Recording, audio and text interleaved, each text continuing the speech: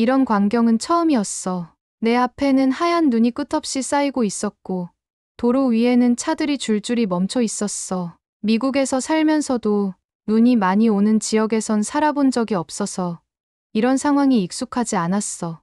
그런데 더 놀라운 건 이렇게 눈이 쏟아지는데도 사람들이 차분하게 대처하고 있다는 점이었지.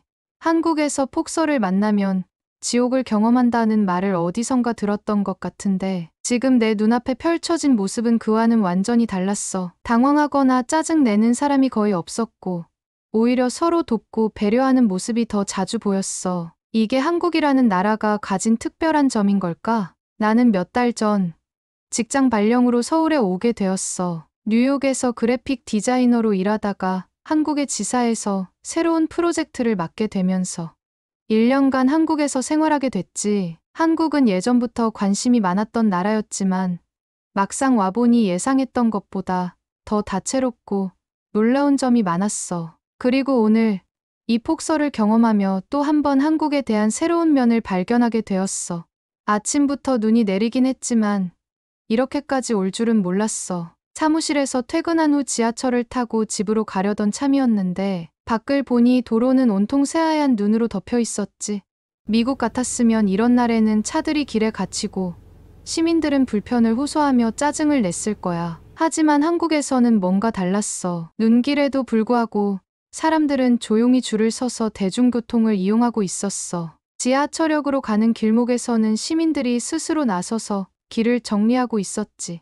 미끄러운 길을 조심하라며 서로 손을 내밀어 주는 사람들도 많았어. 난 이런 모습이 너무 신기했어. 미국에서라면 이런 상황에서 가게 앞을 치우는 것도 개인의 선택에 달려 있지. 하지만 한국에서는 점주들이 가게 앞 눈을 치우는 것은 물론이고 주변 행인들이 미끄러지지 않도록 염화칼슘을 뿌리는 모습도 쉽게 볼 수 있었어. 그리고 이런 행동들이 강요가 아니라 자연스럽게 이루어진다는 게 너무 놀라웠어. 나는 길을 걸으며 조심스럽게 발을 내디뎠어. 그런데 그때였어. 내 앞에서 한 남성이 넘어질 뻔했는데 주변에 있던 사람들이 자연스럽게 그를 붙잡아 주었어. 아무 말 없이 서로를 돕는 모습이 너무나 자연스러웠어. 그리고 지하철역에 도착했을 때 또 한 번 놀랄 만한 장면을 보게 되었어. 계단이 미끄러울까봐 어느새 사람들이 모여서 물길을 닦고 있었지. 영무원만이 아니라 일반 시민들도 함께 나서서 조심하라고 안내하고 있었어. 이게 한국의 문화인가? 나는 순간 궁금해졌어. 이렇게 위기 상황에서 혼란이 아닌 협력이 먼저 나오는 사회라니. 미국에서라면 보통 자기 자신이 먼저였거든. 물론 친절한 사람들도 많지만 시스템적으로 이런 문화가 자리 잡는다는 건 또 다른 이야기였지. 지하철에 타니 승객들도 차분했어. 눈 때문에 다들 피곤할 텐데도 서로 양보하며 질서를 유지하는 모습이 너무 인상적이었어. 특히 어르신들이나 짐이 많은 사람들에게 자리를 양보하는 모습이 눈에 띄었지. 나는 자연스럽게 미국과 비교하게 되었어. 뉴욕의 지하철은 이런 상황이라면 아마 아수라장이 됐을 거야. 그리고 결정적으로 내가 완전히 놀란 일이 있었어. 눈길에서 미끄러져 넘어진 한 여성을 본 순간이었어. 주변에 있던 사람들이 망설임 없이 달려가 그녀를 일으켜 세웠어. 그리고는 다친 곳은 없는지 확인하며 자연스럽게 부축했지. 그런데 더 놀라운 건 거기서 끝이 아니었어. 한 청년이 자신의 핫팩을 꺼내 그녀의 손에 쥐어주며 손이 너무 차가우실 것 같아요. 이거 쓰세요라고 말한 거야. 그녀는 당황했지만 고마운 듯 연신 고개를 끄덕였어. 나는 그 모습을 보면서 가슴이 따뜻해지는 걸 느꼈어. 단순한 친절이 아니라 서로를 배려하고 돕는 게 너무나도 자연스럽게 이루어지고 있었거든. 한국에서는 이런 게 일상인가 봐. 그때 문득 생각했어. 이런 문화 속에서 생활하면 나도 점점 변하지 않을까? 나는 아직 한국에서의 생활이 익숙하지 않았지만 오늘 하루만으로도 이 사회가 가진 따뜻함을 느낄 수 있었어. 그리고 앞으로 더 많은 걸 배우고 경험하고 싶다는 생각이 들었어. 내일은 또 어떤 일이 펼쳐질까? 그날 이후 나는 한국의 문화가 더욱 궁금해졌어. 폭설 속에서 보여준 시민들의 협력과 배려는 단순한 우연이 아닐 거라는 생각이 들었거든. 그래서 나는 일상 속에서 한국 사람들의 태도와 행동을 좀 더 자세히 관찰하기 시작했어. 그리고 예상대로 한국에서는 배려와 협력이 마치 공기처럼 자연스럽게 퍼져 있었어. 그날은 점심시간이었어. 나는 회사 근처에 있는 작은 국밥집에 갔어. 혼자 식사하는 게 익숙한 편이라 별다른 생각 없이 자리에 앉았는데 갑자기 한 아주머니가 다가와서 나에게 따뜻한 미소를 지으며 말을 걸었어. 여기 처음 오셨죠? 저희 가게 국밥이 정말 맛있어요. 많이 드시고 가세요. 이런 친절한 환대는 미국에선 좀처럼 경험하기 어려운 일이었어. 뉴욕의 레스토랑에서는 손님과 직원이 철저히 분리되어 있고 이런 개인적인 관심을 받는 경우가 거의 없었거든. 하지만 한국에서는 가게 주인과 손님이 마치 오랜 이웃처럼 따뜻한 분위기를 나누고 있었어. 국밥을 먹고 있는데 또 하나 신기한 장면을 보게 됐어. 한 손님이 계산을 하려는데 옆 테이블에 앉아 있던 다른 손님이 갑자기 오늘은 제가 낼게요라고 하는 거야. 알고 보니 두 사람은 전혀 모르는 사이였어. 그냥 직장인들이 점심시간에 우연히 같은 식당에 온 것뿐이었지. 눈도 오고 힘든데 따뜻한 국밥 한 그릇 대접하고 싶어서요. 그 말을 듣고 나는 또 한 번 놀랐어. 미국에서도 모르는 사람에게 친절을 베푸는 경우가 있긴 하지만 이렇게 자연스럽게 식사를 대접하는 모습은 본 적이 없었거든. 마치 가족을 대하듯 따뜻한 마음을 나누는 모습이 정말 인상적이었어. 그날 이후 나는 한국의 대중교통 시스템에서도 비슷한 배려 문화를 발견하게 됐어. 며칠 뒤 나는 버스를 타고 출근하고 있었어. 그날도 눈이 살짝 남아 있어서 사람들이 조심스럽게 이동하고 있었지. 그런데 한 어르신이 버스에 오르려다가 갑자기 미끄러질 뻔했어. 그러자 곁에 있던 젊은 남성이 순간적으로 어르신을 붙잡아 부축해줬어. 괜찮으세요?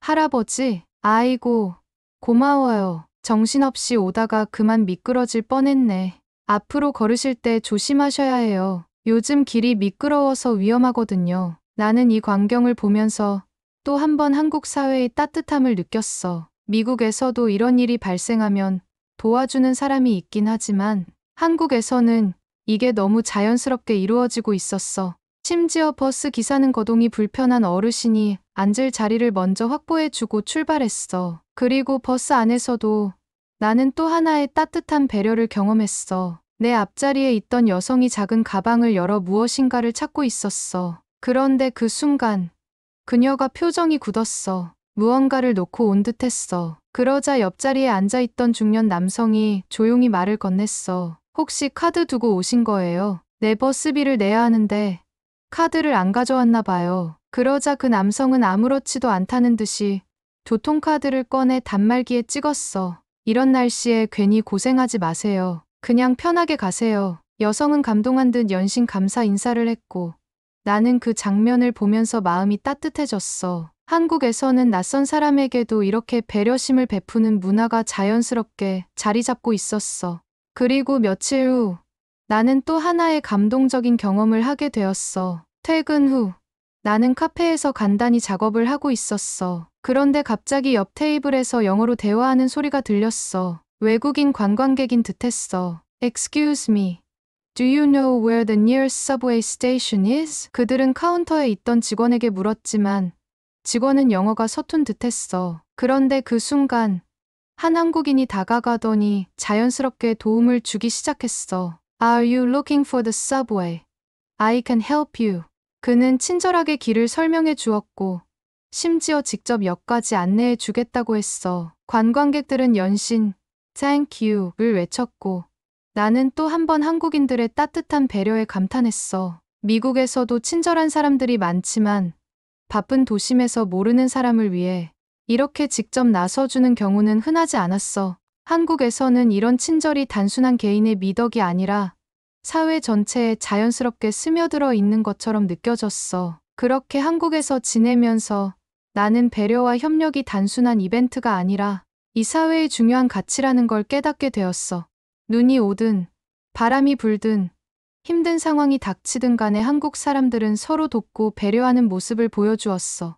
나는 점점 이 문화에 익숙해져 가면서 나도 모르게 작은 친절을 베풀게 되었어. 한 번은 지하철에서 짐이 많아 힘들어하는 할머니를 도와드린 적이 있었어. 그랬더니 할머니는 내 손을 꼭 잡으며 이렇게 말했어. 이런 사소한 배려가 참 고마운 거야. 세상이 아직 따뜻하네. 그 말을 듣고 나는 기분이 좋아졌어. 그리고 알았어. 한국에서 배려는 단순한 친절이 아니라 사회를 지탱하는 중요한 힘이라는 걸 말이야. 그렇다면 이 모든 것에도 불구하고 내가 오해할 뻔했던 일이 있었다면 믿을 수 있겠어? 한국이 이렇게 따뜻한 사회라는 걸 알게 된 나는 한 가지 사건을 통해 또 다른 깨달음을 얻게 되었어. 하지만 그 이야기는 다음에 계속할게. 한국에서 생활한 지 몇 달이 지나면서 나는 이 사회가 얼마나 따뜻하고 배려심이 깊은지 점점 더 실감하고 있었어.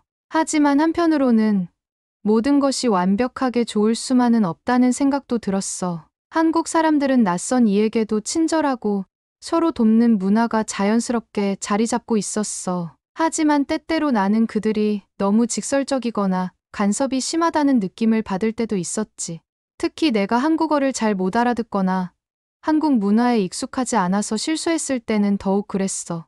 그런 일이 실제로 일어난 건 어느 추운 겨울날이었어. 그날도 여느 때처럼 퇴근 후 나는 작은 슈퍼에 들러 간단한 장을 보려고 했어. 한국에서는 편의점이나 마트가 곳곳에 있어서 장 보기가 정말 편리했어. 뉴욕에서는 퇴근 후 마트에 가면 사람들이 너무 많아서 계산대에서 한참을 기다려야 했는데 한국에서는 그런 일이 거의 없었어.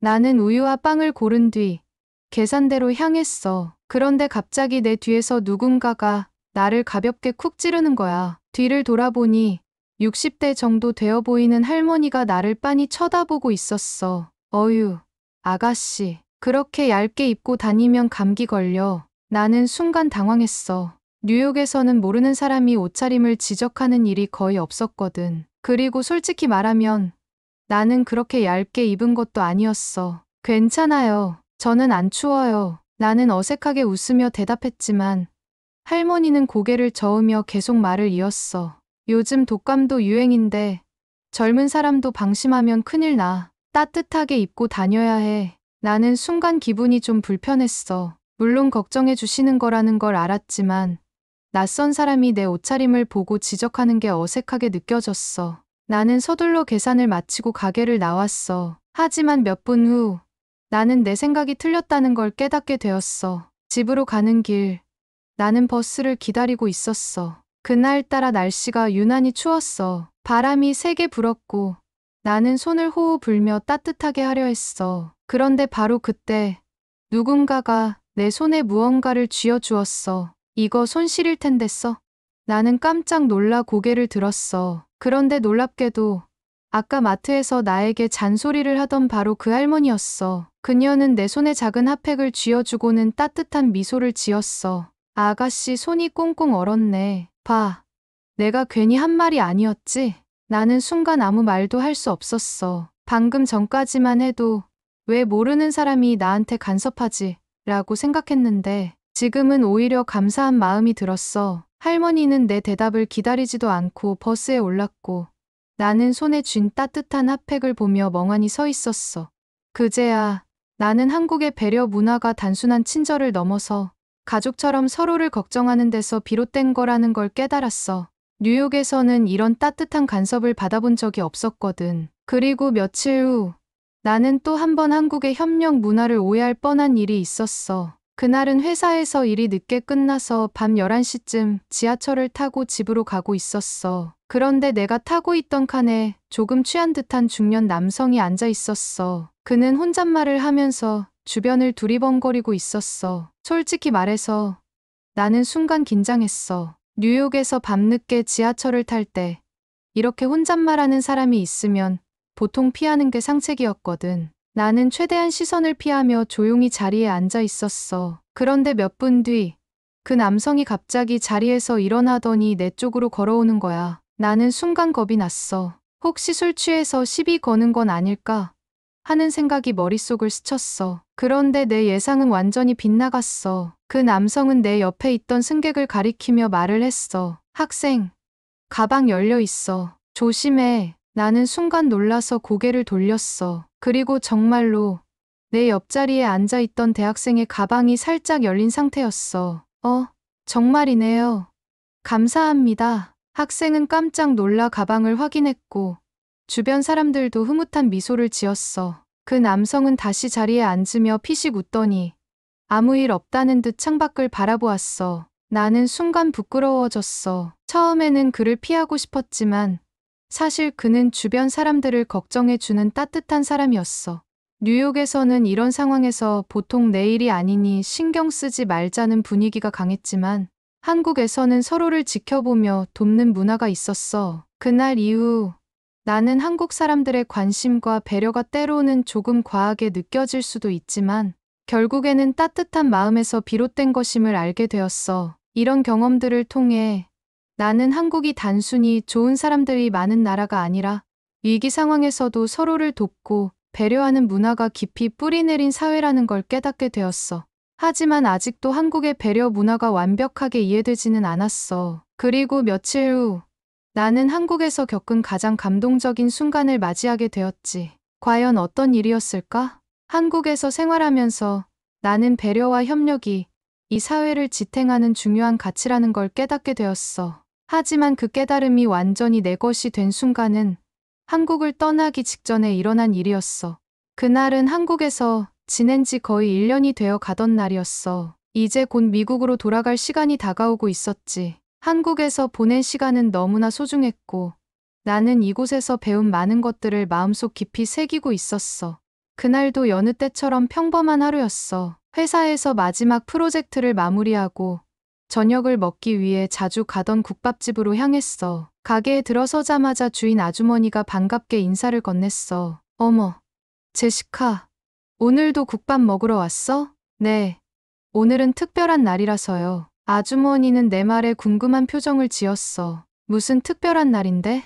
나는 수줍게 웃으며 대답했어. 사실 이제 곧 미국으로 돌아가야 해요. 한국에서의 마지막 국밥일지도 몰라요. 그 말을 듣자 아주머니의 얼굴에 아쉬움이 스쳤어. 아이고, 벌써 그렇게 됐구나. 그래도 한국에서 좋은 기억 많이 가져가면 좋겠어. 나는 따뜻한 국밥을 한 입 떠먹으며 생각했어. 한국에서 보낸 시간이 너무나 소중했고 떠난다는 게 아쉽기만 했어. 하지만 예상치 못한 일이 벌어진 건 그때였어. 국밥을 거의 다 먹어갈 즈음 갑자기 가게 문이 열리더니 바깥에서 익숙한 얼굴들이 들어왔어. 내 회사 동료들, 지하철에서 자주 마주쳤던 할머니, 아파트 경비 아저씨, 그리고 내가 종종 가던 카페 직원까지. 제시카, 서프라이즈. 나는 너무 놀라서 젓가락을 떨어뜨릴 뻔했어. 이게 뭐예요? 내가 어리둥절한 표정을 짓자 회사 동료가 웃으며 말했어. 내가 떠나기 전에 우리가 뭔가 해주고 싶었어. 너도 한국에서 많은 걸 배웠겠지만 사실 우리도 너한테 많은 걸 배웠거든. 나는 순간 울컥했어. 한국에서 나는 그저 배려와 협력을 배우고 있다고 생각했는데 내가 한국 사람들에게도 무언가를 주고 있었던 걸까? 아주머니는 따뜻한 미소를 지으며 내 손을 꼭 잡았어. 제시카, 우리 가게에 와서 항상 밝은 얼굴로 인사해줘서 고마웠어. 덕분에 우리도 힘을 얻었어. 카페 직원도 고개를 끄덕이며 말을 이었어. 맞아요. 제시카 씨는 항상 감사합니다라고 정성스럽게 말해줬잖아요. 그런 작은 말 한마디가 우리한테는 큰 힘이 됐어요. 나는 가슴이 벅차올랐어. 한국에서 나는 배려받는 입장이라고만 생각했는데 사실 나도 모르게 작은 행동들이 이곳 사람들에게 따뜻함을 주고 있었던 거야. 그리고 그 순간 나는 깨달았어. 배려와 협력이란 단순히 받는 것만이 아니라 나누는 거라는 걸. 한국에서의 시간 동안 나는 수없이 많은 도움과 배려를 받았지만 나도 모르게 그 따뜻함을 되돌려주고 있었던 거야. 그게 바로 한국 사회가 가진 힘이었어. 그날 밤 나는 집으로 돌아와 한국에서 보낸 시간을 곱씹었어. 눈이 내리던 날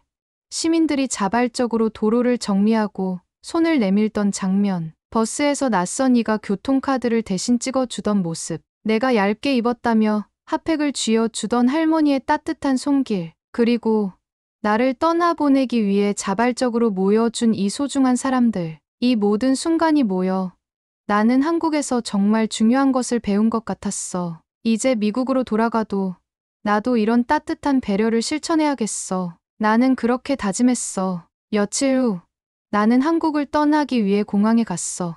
나는 수속을 마치고 게이트로 향하는데 가슴 한구석이 이상하게 시려왔어. 한국에서 보낸 시간이 너무나도 소중했기 때문이겠지. 그런데 그때 뒤에서 익숙한 목소리가 들렸어. 제시카. 나는 깜짝 놀라 뒤를 돌아봤어. 그곳에는 내 동료들과 국밥집 아주머니, 그리고 내가 한국에서 만난 사람들이 서 있었어. 우리 마지막으로 배웅하러 왔어. 나는 순간 눈물이 핑 돌았어. 이곳 사람들은 마지막까지 나를 배려하고 있었어. 그때 아주머니가 작은 꾸러미를 내 손에 쥐어 주었어. 이거 가져가. 미국에서도 따뜻하게 먹어. 나는 그것이 무엇인지 보지도 않고 꼭 끌어안았어. 그리고 마지막으로 모두를 바라보며 힘껏 외쳤어. 정말 감사합니다.